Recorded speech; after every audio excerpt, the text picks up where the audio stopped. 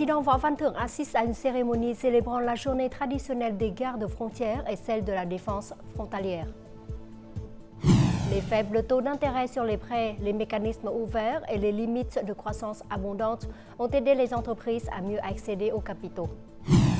De bons résultats ont été recueillis lors de la mise en œuvre du projet visant à former des groupes de responsables locaux pour les localités frontalières.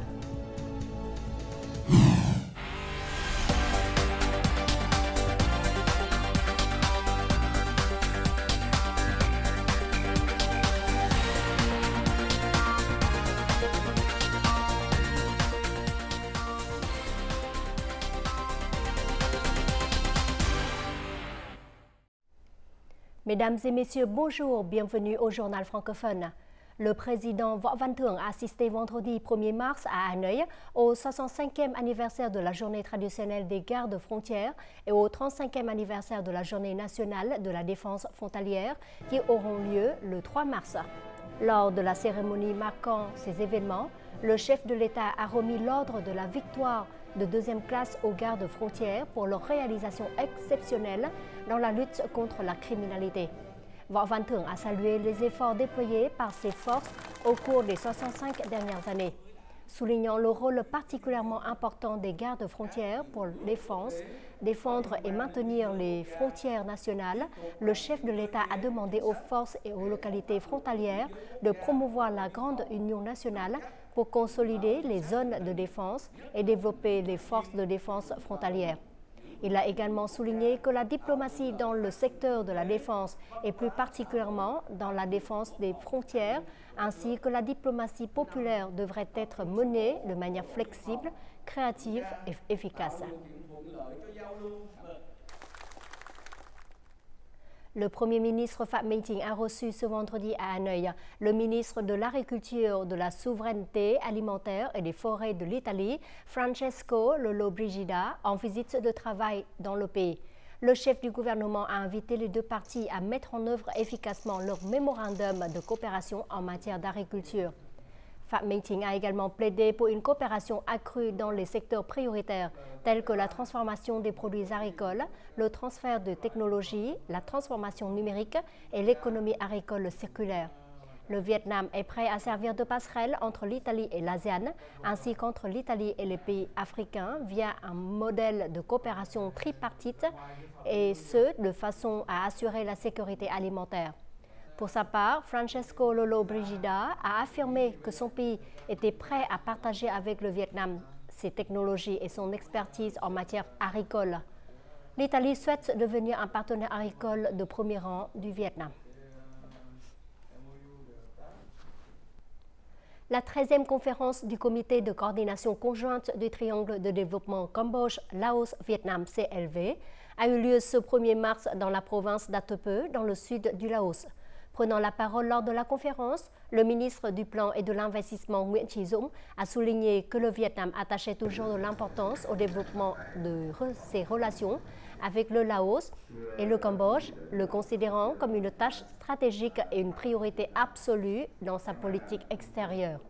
Pour promouvoir l'édification et la mise en œuvre des orientations et plans de coopération du triangle de développement CLV, dans l'avenir, les trois pays devront disposer de solutions révolutionnaires en matière de développement des infrastructures, de développement économique, de développement des ressources humaines et de réformes institutionnelles. Il faut également mettre l'accent sur la coopération dans la sécurité, la diplomatie, l'environnement et la promotion des liens entre localités.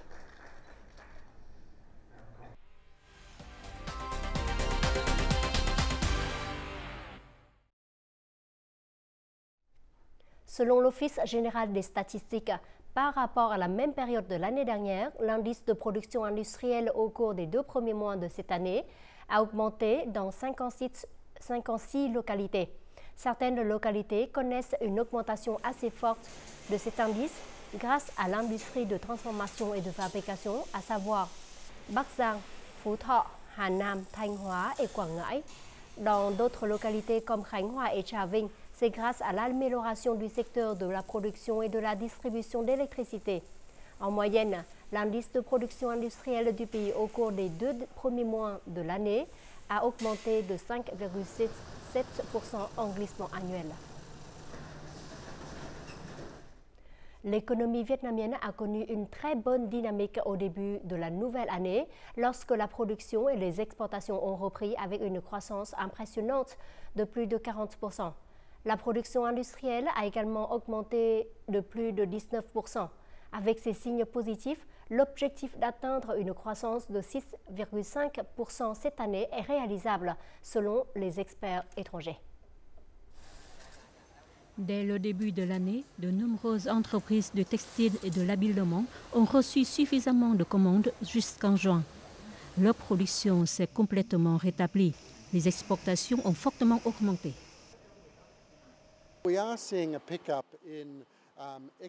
Nous constatons une forte croissance des commandes à l'exportation, surtout des produits électroniques. D'autres secteurs tels que le textile-habillement et le cuir ont également repris leur rythme normal. La reprise des exportations est, à mon avis, un signe très positif. Un certain nombre d'institutions financières étrangères au Vietnam, telles que HSBC ou Vina Capital, ont déclaré que les exportations vietnamiennes continueraient d'augmenter dans les mois à venir, notamment vers les États-Unis et la Chine. La reprise et la croissance économique du Vietnam en 2024 compteront à la fois sur la production, les exportations et la consommation intérieure. La situation économique du Vietnam en 2024 sera bien plus positive. Outre les impacts externes tels que l'augmentation de la demande de biens, de nombreuses solutions ont été mises en œuvre à l'échelle nationale. La Banque d'État du Vietnam a réduit ses taux d'intérêt opérationnels à plusieurs reprises l'année dernière pour soutenir la croissance économique. En 2024, nous espérons que ces mesures se poursuivront pour encourager la consommation intérieure. Un autre point lumineux de l'économie vietnamienne est l'attrait d'investissements directs étrangers. Notamment, le montant d'IDO au Vietnam a atteint un niveau record en 2023, jusqu'à 23,2 milliards de dollars. Cela montre que les investisseurs étrangers continuent de choisir le Vietnam comme première destination d'investissement. En 2022, le Vietnam occupait la deuxième place derrière l'Indonésie en termes d'attraction des investissements directs étrangers. En 2023, malgré les difficultés, le montant des capitaux d'IDO au Vietnam a atteint un nouveau record. Les investisseurs étrangers ont confiance dans les perspectives de l'économie vietnamienne sur le long terme. Selon les experts, le plus grand défi pour l'économie vietnamienne en 2024 serait toujours l'instabilité de l'économie mondiale. Il faudrait alors accélérer le décaissement des investissements publics et continuer à stimuler la demande intérieure. L'objectif de croissance du crédit fixé par la Banque d'État en 2024 est de 15%. Par conséquent, dès les premiers mois de l'année, les banques de Ho Chi Minh Ville ont mis en œuvre de nombreux programmes de prêts à taux préférentiels. Les faibles taux d'intérêt sur les prêts, les mécanismes ouverts et les limites de croissance abondantes ont aidé les entreprises de la ville. La mégapole du Sud dispose de nombreuses opportunités pour accéder aux capitaux et promouvoir la production et les activités commerciales. Depuis le début de l'année, cette entreprise agricole a reçu de nombreuses commandes, tant nationales qu'exportatrices. Cela signifie qu'elle a besoin de plus de capital. Heureusement, elle bénéficie de conditions de prêt préférentielles de la part des banques. Depuis le début de l'année, les banques proposent de nombreuses politiques préférentielles. Le taux d'intérêt des prêts en dong vietnamien n'est que de 5,5%. Ce taux d'intérêt et les politiques de soutien supplémentaires soutiendront fortement les entreprises. L'approche du capital s'est beaucoup améliorée. Les banques promeuvent des politiques visant à aider les entreprises à se développer conformément à l'orientation du gouvernement en matière de relance économique. Pour promouvoir le crédit, les banques de Ho Chi Minh Ville ajustent et réduisent continuellement les taux d'intérêt des prêts. Certaines banques ont déployé des programmes de crédit de plusieurs dizaines de milliards de dong pour permettre à leurs clients d'emprunter pour la consommation, l'investissement, l'exportation, avec des taux d'intérêt réduits de 1,5 à 2,5 points de %. En particulier, certains clients obtiennent des prêts à des taux d'intérêt inférieurs au niveau de mobilisation des intrants de la banque. Nous continuons à mettre en œuvre les mécanismes de politique monétaire, de crédit et de taux d'intérêt, en particulier les programmes de crédit préférentiel pour soutenir les entreprises. Le deuxième point est de bien réaliser le programme de connexion aux services bancaires aux entreprises. Et le troisième est de résoudre les problèmes des entreprises par le biais de canaux de dialogue, en veillant à réduire les coûts de transaction et en fournissant un soutien maximal aux entreprises. Le taux d'intérêt actuel appliqué par les banques n'est que de 6,6% par an pour les périodes à moyen et long terme. Pour le court terme, les intérêts du prêt ne sont que de 5% par an en fonction de chaque groupe d'emprunteurs. En outre, les banques disposent de solutions pour attirer les emprunteurs, comme en n'exigeant pas de prêts immobiliers, mais en permettant aux entreprises de sécuriser leurs actifs ou même de prêter des prêts non garantis. Voici les taux de change et l'indice de la bourse du Vietnam.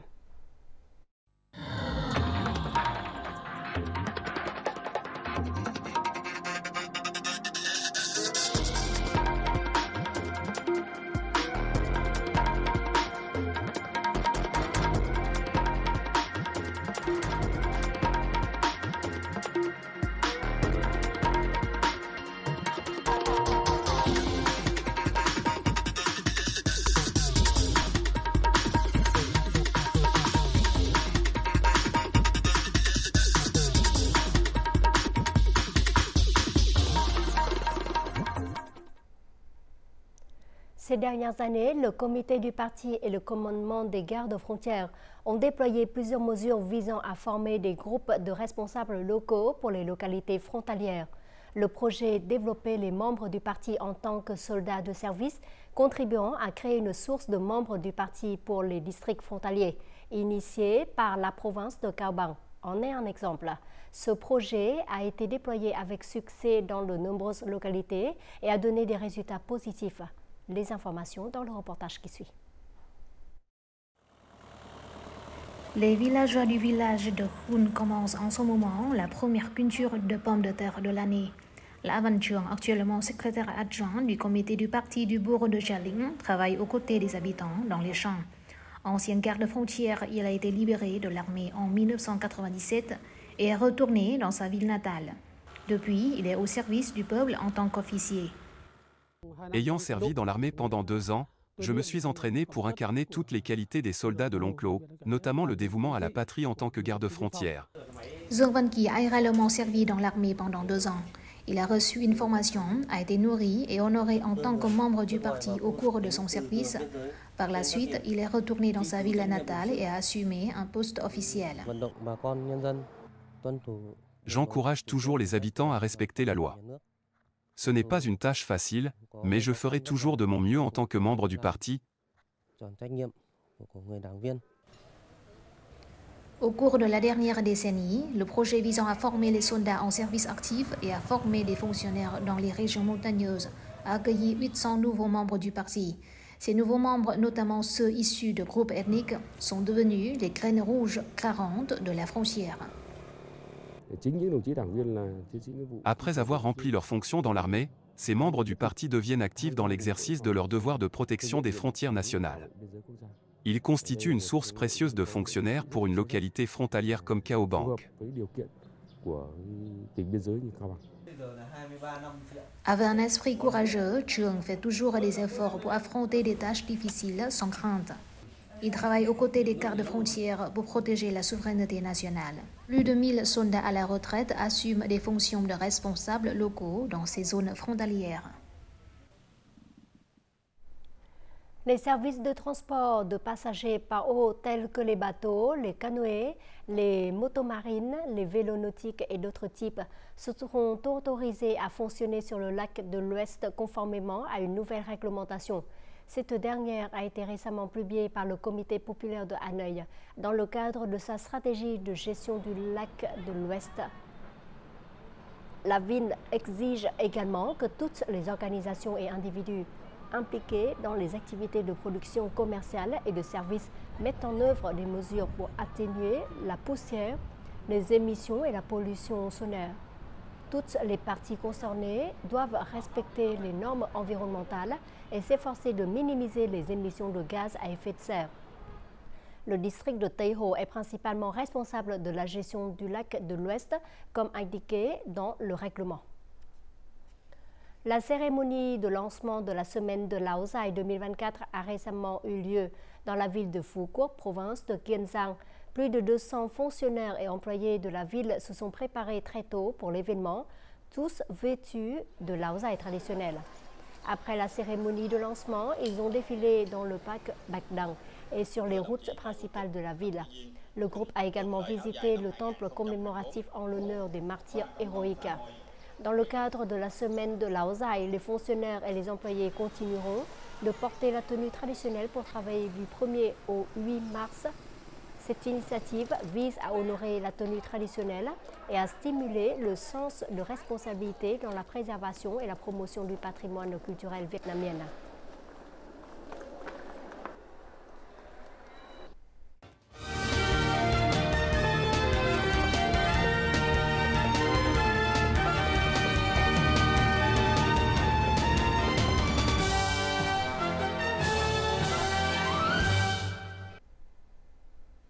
Tout de suite, un condensé des faits marquants de la semaine écoulée.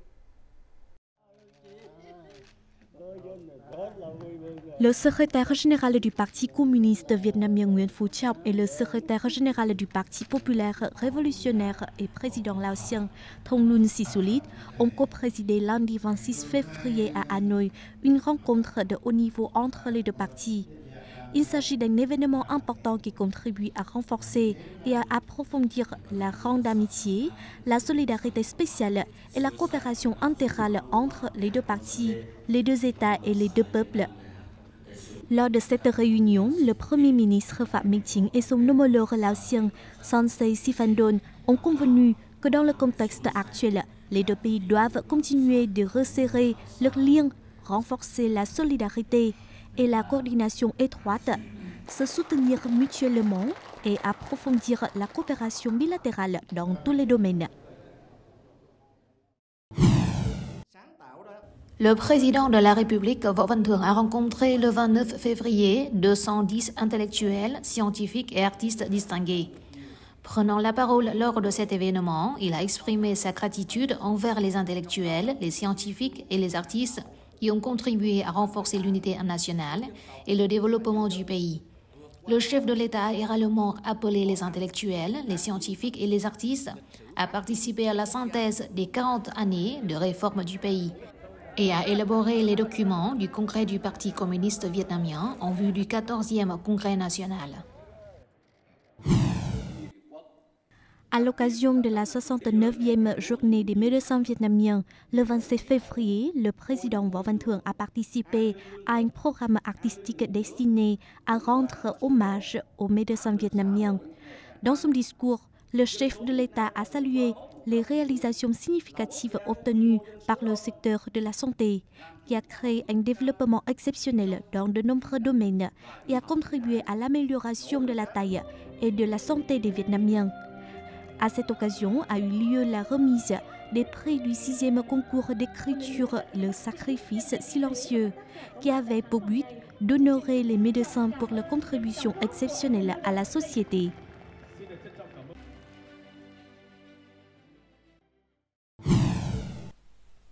Lundi 26 février, le ministre des Affaires étrangères Bùi Thanh Sơn a participé à la 55e session ordinaire du Conseil des droits de l'homme des Nations Unies en Suisse.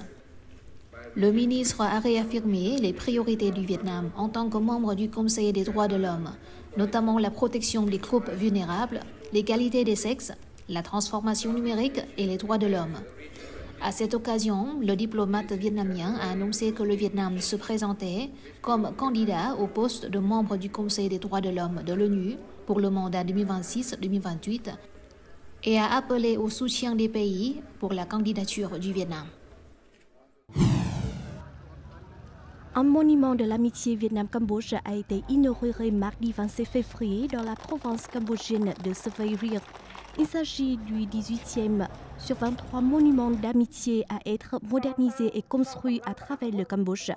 Ces monuments d'amitié constituent une profonde reconnaissance envers l'aide opportune, sincère et noble du peuple et des soldats volontaires vietnamiens pour le Cambodge dans sa lutte pour renverser le régime génocidaire de Pol Pot. Le 28 février, la cérémonie commémorative de Merle Evelyn Ratner, une militante de Roche et une proche amie américaine du Vietnam, a été solennellement organisée à New York.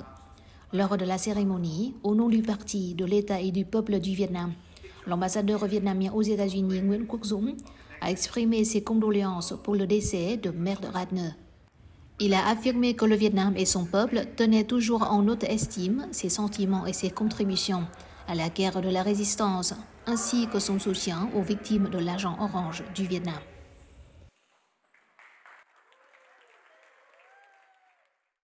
Le film intitulé Gulli ne pleure jamais du cinéaste Phạm Ngọc Linh a remporté le prix de Panorama à la 74e édition du Festival international du film de Berlin avec une prime de 50 000 €. Dans les deux sous-catégories de Panorama, l'œuvre Gulli ne pleure jamais a rivalisé avec 33 autres œuvres dans la catégorie fiction. Il s'agit de la 4e fois que le cinéma vietnamien participe à la Berlinale et de la 2e fois que Phạm Ngọc Linh est présent à ce prestigieux festival.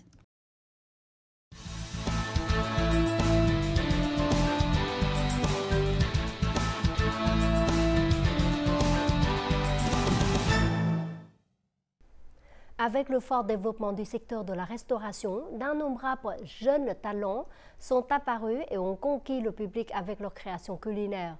Des noms typiques tels que Little Queens, Hai Wanderlust et Mò Khoét à Neuil attirent des millions de vues. Parmi cette vague de talents, il faut mentionner Ninh Tito, pionnier du métier de food reviewer, celui qui critique et commente les restaurants et les plats. Fort de 7 ans d'expérience dans le domaine culinaire, ce vlogueur, né en 1994, a attiré l'attention du grand public. Nous le rencontrons tout de suite.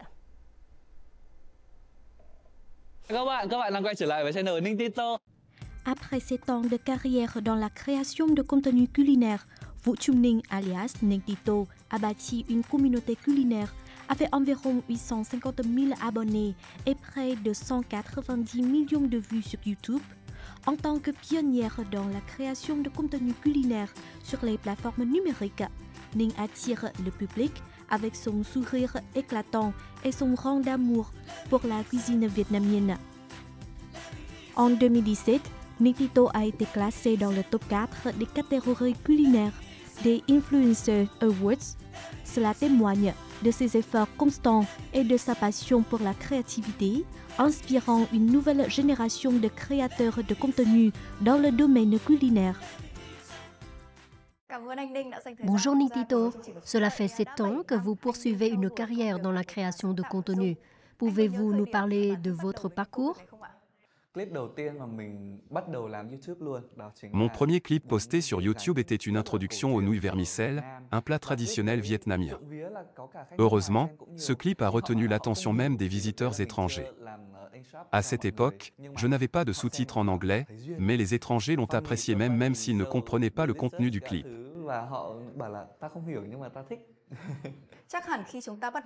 Quelles difficultés avez-vous rencontrées à cette époque ?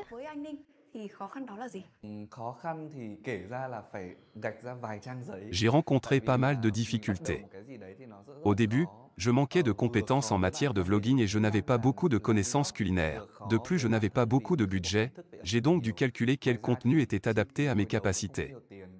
Puis j'ai réalisé que la cuisine de rue est facilement acceptée sur les plateformes et qu'elle retient l'attention des spectateurs.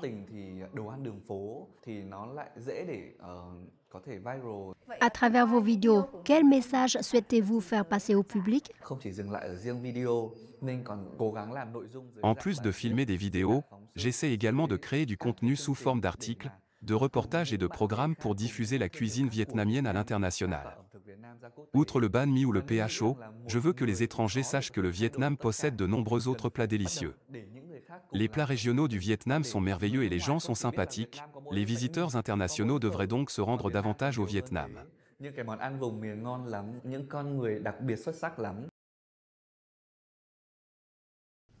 Ce qui différencie Nintito des autres vlogueurs, c'est son effort constant pour proposer un contenu culinaire diversifié et créatif. Au lieu de simplement accepter les invitations à coopérer de différentes marques, Ning a proposé aux spectateurs un contenu diversifié et attrayant, allant des vlogs et des talk shows aux défis culinaires. Le dévouement et la passion de Ning ont été reconnus. Sa réputation se répand de plus en plus grâce à des projets collaboratifs avec de grandes entreprises technologiques telles que Google et Facebook. Grâce à cette collaboration, il espère mieux comprendre la sophistication de la cuisine vietnamienne et promouvoir les plats de son pays auprès du public international. 2023 a marqué votre nouveau parcours de coopération avec les projets de Google. Pouvez-vous nous en dire plus sur cette collaboration? Lorsque Google m'a proposé de coopérer, j'ai immédiatement accepté, car je pensais que c'était un moyen indirect pour les internautes de découvrir la cuisine vietnamienne. Dans mes contenus, je présente toujours la cuisine de Hanoï afin que mes amis nationaux et internationaux puissent découvrir plus facilement la cuisine vietnamienne. L'IA m'aide à planifier et à discuter avec les utilisateurs dans de nombreuses langues, pas seulement en anglais ou en vietnamien. Récemment, vous avez lancé un manuel culinaire intitulé Food Map. Pourquoi avez-vous créé cette œuvre?